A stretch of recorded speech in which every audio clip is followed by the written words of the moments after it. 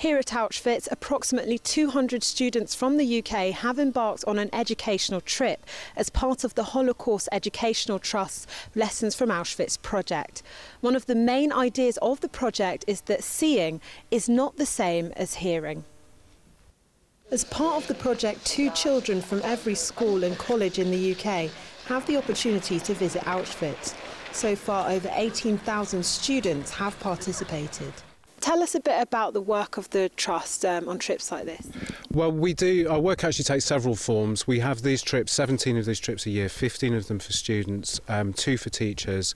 They give us the opportunity to bring several thousand students and teachers to Poland to experience Auschwitz-Birkenau for a one-day visit. We feel it's a very powerful experience. At the beginning of the visit, pupils had the opportunity to visit a Jewish cemetery in Auschwitz, where a local Jewish community lived prior to the Second World War. The students told JN1 what they wanted to get out of the trip. I just really want to sort of understand the history of the Holocaust, because it's something that's sort of always talked about and I sort of know of it, but I don't really understand sort of everything that happened, sort of implications of it.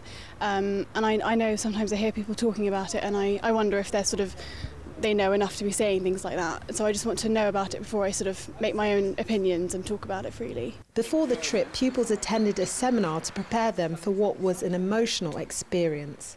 I don't know, I sort of sometimes wonder if I've really thought about how emotional it's going to be. And I mean, I know we've only just started and we haven't even got to sort of the camps yet.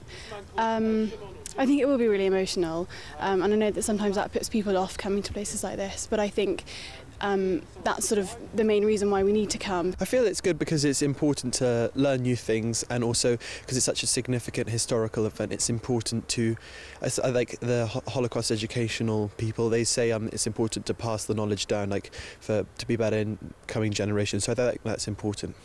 After visiting Auschwitz I, the concentration campsites, the students reflected on what they saw. We saw where the sort of victims were brought to, where they stayed, where they were executed. We were taken into the gas chambers, where they were sort of separated into whether they were going to be executed or taken off to work. And it was really just quite a kind of harrowing experience, because it could have been anyone, and the fact that they were taken there and they thought they were just going for a shower, it just made them seem so sort of innocent, and you felt really, you almost felt sort of lucky that you're there at a time that's so separate from when they were there.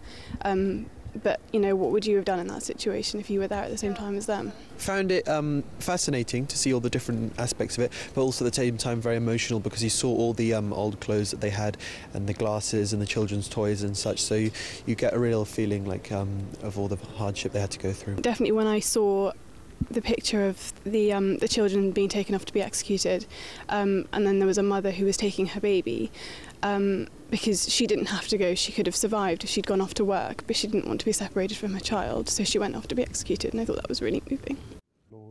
Towards the end of the day, Rabbi Barry Marcus, who initially began arranging one-day trips to Auschwitz for the Jewish community in London almost 2 decades ago, held a memorial service allowing students to pay their respects to those who had perished.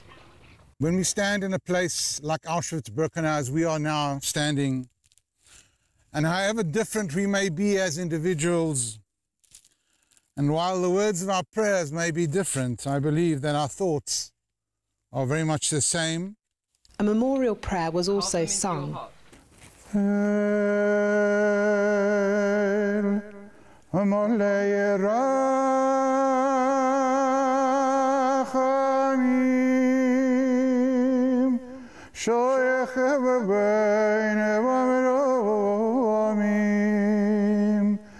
It's been really interesting. I think it's a lot to take in though, and so I think maybe it's a process that will take a while for everything to sink in and to realise fully what I've seen. It's just so good coming here because it's not so factual anymore, it's quite sentimental, and it really hits you just how personal it can be. On the way back to the UK, one of the students spoke on behalf of his peers and told us what most people thought of the trip. Overall, I feel like it was a really good experience. Like, got to see a lot of things, got to learn a lot of history, and at the same time got to empathise with a lot of different people who passed through the camp that we went to.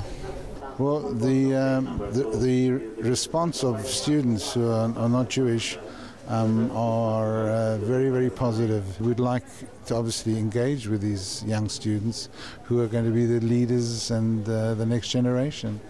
The Lessons from Auschwitz project is now in its 15th year. The next trip to Auschwitz will be held on the 23rd of April for pupils from the West Midlands. And what's key from today's visit is that the students that have attended are hopeful that scenes like this will not be repeated.